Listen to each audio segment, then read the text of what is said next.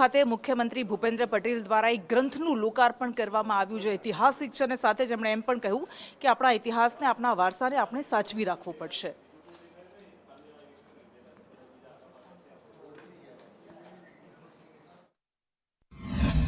खूब मजबूत है एनी पास तमे जाओ એટલે બધી તાકાત મળી રહે ગમે તે પરિસ્થિતિમાં તમે હસતા મોડે એની પાસેથી પાછા જાઓ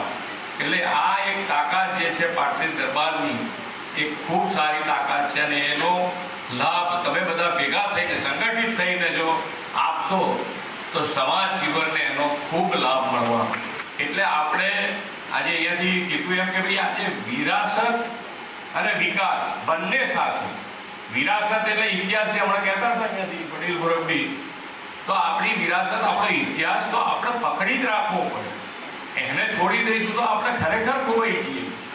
તો આપણી સંસ્કૃતિને મજબૂત બનાવીને આગળ વધવું અને એ જ પ્રમાણે માનનીય નરેન્દ્રભાઈએ પણ વડાપ્રધાનશ્રીએ પણ વિરાસત અને વિકાસ બંને સાથે પેરેલલ આજે અત્યારે તમે જુઓ તો આપણી દરેક વિરાસતોનું